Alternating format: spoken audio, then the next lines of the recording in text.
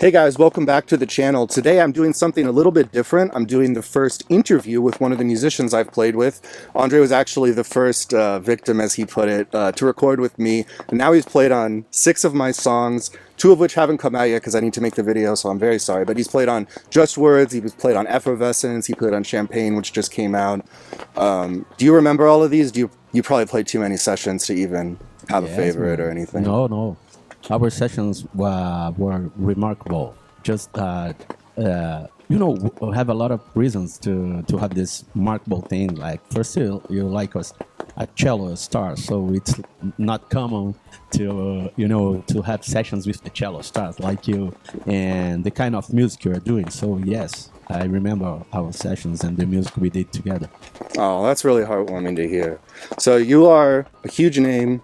Really, over 25 years of professional experience. I saw that you have 4 Latin Grammy nominations, and a lot of rain.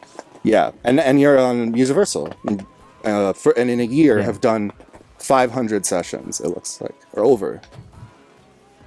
Yeah, many more. I think much more. Sorry. Yes, I'm here in Universal. By a year, very happy with the experience and having the opportunity to make music all around the world without go out of my studio, So it's, a super new experience, and it's been a pleasure to hang out and to collab with, so different kind of people, person and musicians and, composers, all this thing. Totally. Well, I wanted to open up the floor to you just a little bit to talk about like very brief life story essentially, but just kind of what you, how you developed and what you're most passionate about now. Okay. Okay, guys. So the most easy thing to say is that I came from a musical family. So my father is also a bass player, and my stepfather is also a bass player. So I think my mom is, it's her fault that I just got to start playing bass. But anyway, since I was a kid, I developed this passion for, I'd like to go for the rehearsals. I have something the rehearsals that sounds like at my age or 2 or 3, that looks like a backstage, and I was thinking how people think that people make music, that musicians work on it, because everybody just see like at that time the tapes, the records on the radio, or this kind of thing, and I developed the passion going for the rehearsals to understand everything about the process and everything about the instruments. And I think that was super cool because how I was very young, so I was not looking for some straight perspective, and I was not a musician yet, so I could understand and admire each of that instruments.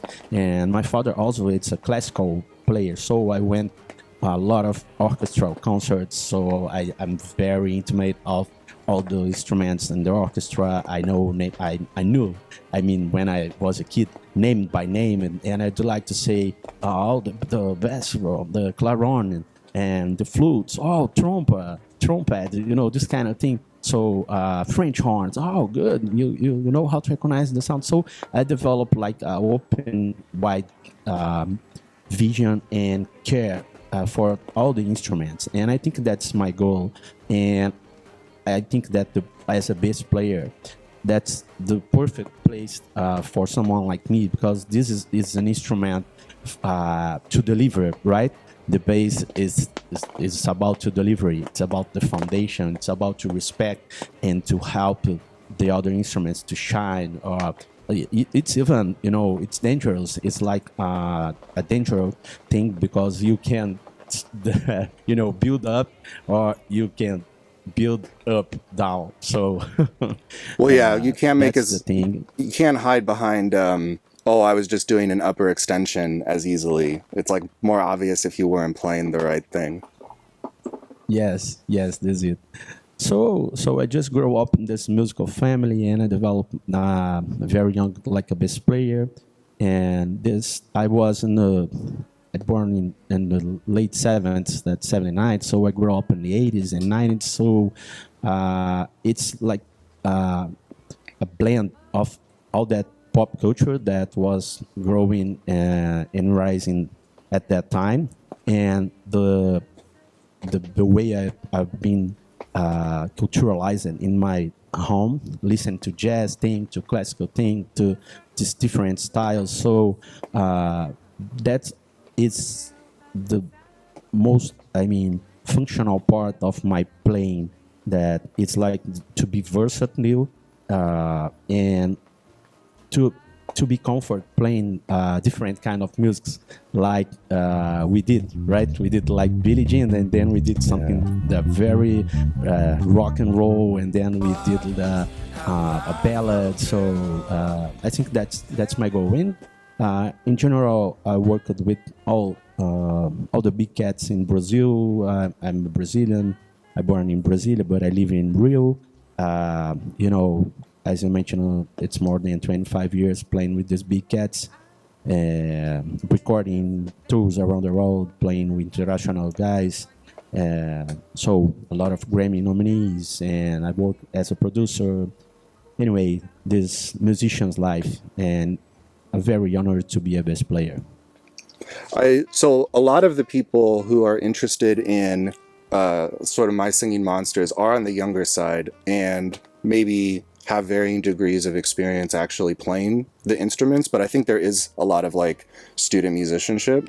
So what do you think is like the most important like long-term thing as far as working on bass, and like what are your sort of thoughts about like pursuing music going forward in our current time right now? Because music is like not homogenized. Music is like it's almost oversaturated, and we have so much of it, and it appears easy to make, even though actually it's a lifetime of studious effort. So it's kind of like the world's changing a little bit. I'm trying to make different types of content now instead of just making music. So I think and hopefully the audience would be interested in those two questions, like most important thing to focus on for just developing, and then maybe what your thoughts are about the future as we see it right now. Okay. So the question about what the important thing to develop like a bass player is that you must to enjoy the delivery. You know, you must to in technical terms, it's easy because if you listen to the melody or to the lyrics, or you know, there is like an hierarchy that is lyrics, melody, harmony, rhythm, and bass. So you really that's the important thing. But for any kind of musician, if you pay attention to the melody of any song, it's almost impossible for you to play something that there's no contest, you know? So open ears, that's the best tip for any musician of any instruments. But if you want to really good a bass player, develop you know, a good sound, a good tone, a beautiful tone, because that tone is going to support everybody in the music, and it's going to support you as a musician also. And that's the thing that you need to know to play like a root, because the root it's like the most important note of a chord, or if of any, you know, harmony progression, this kind of stuff. Obviously that you know, if you know the root and you know the fifth, you're gonna be a very good bass player, you know. You have like the most famous bass line I think in the world just have 1 and 5 degrees, right? Like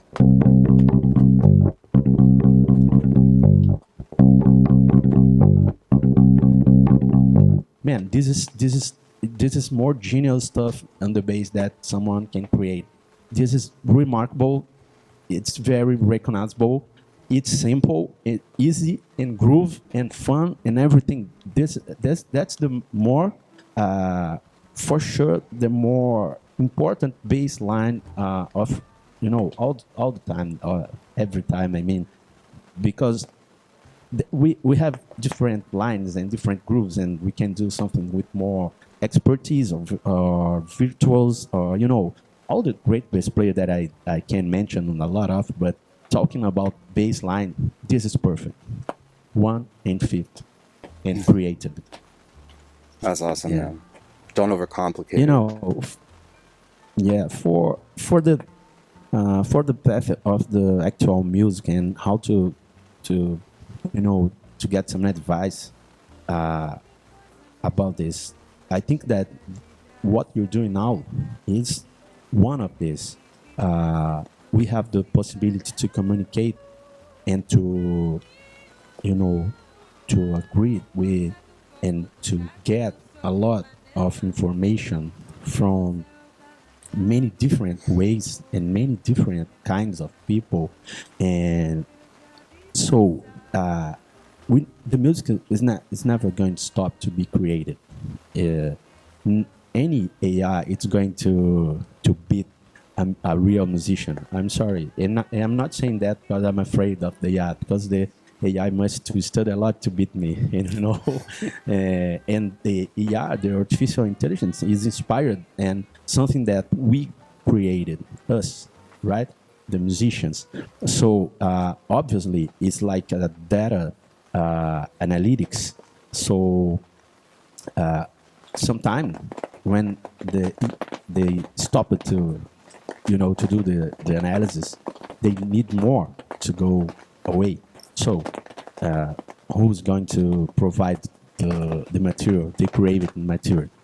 The musicians again. So what I mean is music is never going to die, and the way to do music is never going to change. You need a record.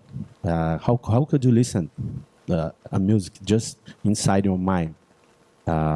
Mozart did that, but he needs like a paper to externalize the thing, to put it out. And so it's more than think that change is the things are changed. The things are not changed. The way to do the things are changed. So that's my my advice for the youngest guy, that look for the past and see how the guys did. That's the same, but now you're gonna do it in a different way, but not you're gonna do different stuff, Yeah, like a different format, but the actual heart of the musical skill remains the same. And it goes back to what you were saying about good ears or open ears. Yes. To everything. Do you want to transition into some My Singing Monsters? Yeah, let's go, man. Okay.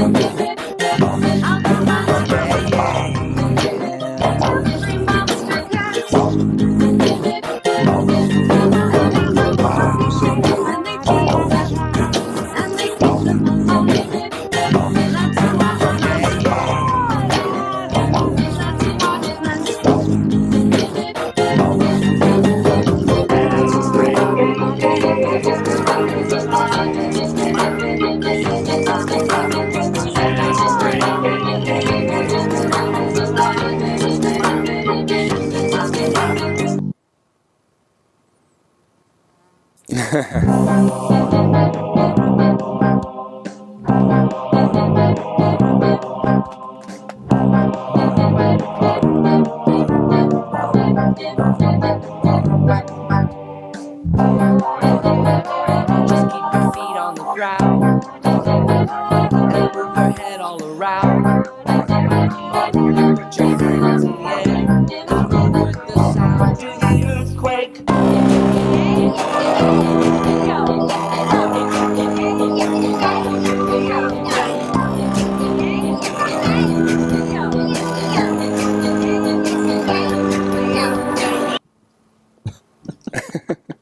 Very good.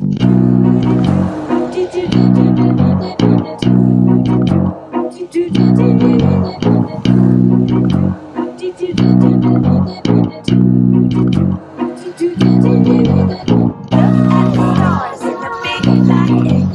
Tell me what you feel and tell me what you think. Is it cold outside?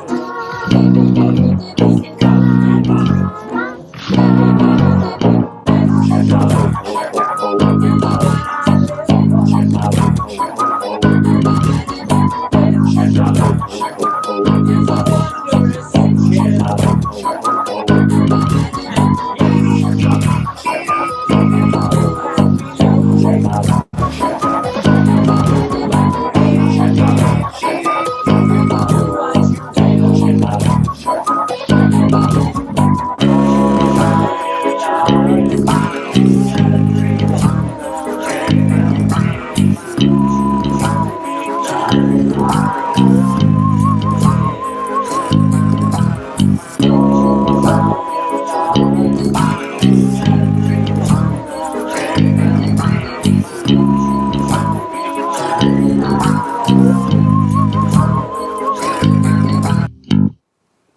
Whoa. Ah, man. Well, what do you think of Yeah, that? good music in there. You like that actual? Yes. I think sometimes So- they do get real instruments, so it's possible that they had a string bass for this, the one that you were like. Yeah. No, I really like the grooves and what you know paid what I more pay attention was the intrinsic chords and the voice over voice, and you know how it is going to give some nice landscapes to the song. I don't know what it's about, but anyway, super cool. Could Yeah. be like you know, it's more sounds like a soundtrack or something that it's made for an image or a move or I don't know, maybe a game, any this kind of media. So super cool. And yeah, it's a Now mobile game. you're gonna reveal what is it? Well, we have a few minutes left, so I was thinking either you could kind of jam out with one of them or kind of riff off of one of them, and or sure. record your own little loopable bass thing, and we'll see if we can build a composition after the fact later. So let me understand. Do you want that I play over one of that songs, like a jam, and record that, and then I send you the audio too? I think it would be cool if, I don't know, just do whatever feels good. Take it in a new direction, play along to the original, whatever feels most fun to work on for 3 minutes.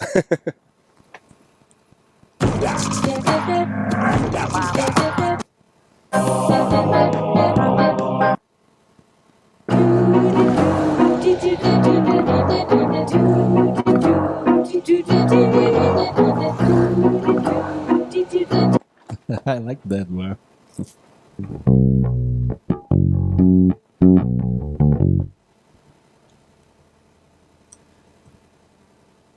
I think we could all just listen to you improvise with that. You were just talking about the 1 and 5. That's what that is. Yes. So let's see how we go. You know, when I first listen of some song and create something on a very instant moment without to prepare anything. Yeah. So let's go. Okay.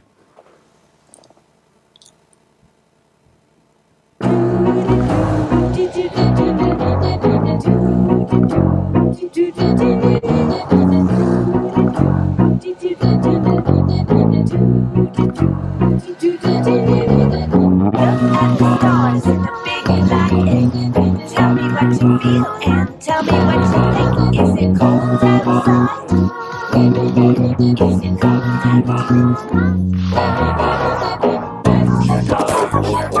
outside?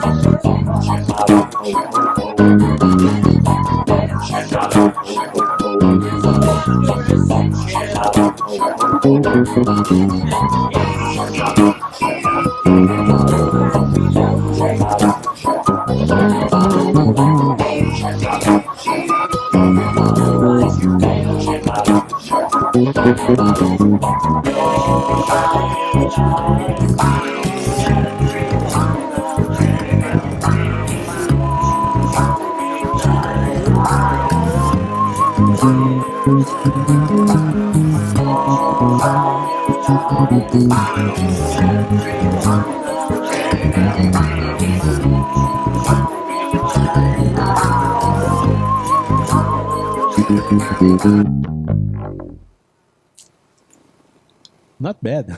Yeah. Well, yeah. I mean, the only thing is just knowing when the chords change, which is like, Yes, I don't know.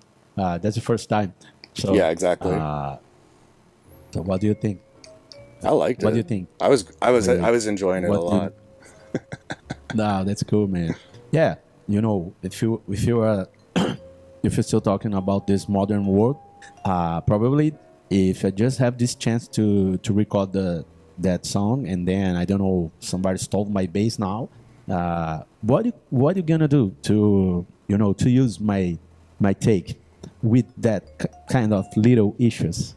Well, you can just edit, and yeah, Well, that's a modern approach, right? yeah, exactly. That's good. Yeah, that's something. I think that it's the good. I mean, the good feature from this new world that if you use the tools after making music, so that's gonna be perfect. So I just made a mistake, but I did a magical thing. So you're gonna do, and you add it, you move a little, but you don't start thinking, if I go wrong, I add it. You just think, oh, I went wrong, I did a mistake. So wow, thank you. I have opportunity to redo or to edit and to save something magical. It's not the opposite that a lot of guys starting. Oh, okay, I can play because I have the undo, or I can play, with not compromise a thing because I always have the opportunity to do it again in a few minutes or a lot of gigabytes to do that. That instead of the old tapes that you just have that limit of minutes, right? So that's and I think that's the way that the guys that develop the tools, I mean the editing tools, the tune tools, they think like that. They don't think I'm gonna get like people that don't know how to sing and put to sing because we have the tool. No, we're gonna improve the best singers in the world to the impossible thing. When Beyonce just did like a minimum mistake, so we go there, and then with that we keep that magical thing, in a different than if an orchestra will play. You play wrong on that, and then you're gonna be remarkable for that. You have no one to have nothing. So it's a totally different way to approach music and art. So be afraid of the undo. Just think that you need to do, and then if you don't do, you have the undo. That's Yeah. good. That's right. Well, yeah, and like there's certain things that you can edit, but they're not going to replace. The editing won't replace the musicianship. Yes. And if you're so stuck in like avoiding making a mistake, then how are you even singing through the instrument? How are you phrasing? How are you even? I've been thinking about this a lot myself, and how it's more important to look at the right hand than the left. So I've been trying to like think about watching the left with peripheral vision only, and that way I can pay good enough attention and stuff. But it's almost like psyching yourself out to stop thinking about notes and right or wrong. Just be thinking about the shape of the music. And Miles Davis, what you were saying reminds me a lot of him talking about finding the sweet gems. When you play a note that's like not what you whatever meant. Yeah. So that's cool. That's part of the joy of music. So my man, I gotta go. I have a gig in 20 minutes. Oh no! All right, man. Well, we'll let you go. Thanks so much for listening and for talking. And I look forward to our next time. Was a pleasure. So I'm sorry if I didn't, correspond the expectation, but I did my best. So my channel here, it's kind of crazy, but anyway. And I'm gonna send this file so you use whatever you want. Okay. Sounds good. And see you next time, my man. See you. Okay. Bye. Okay.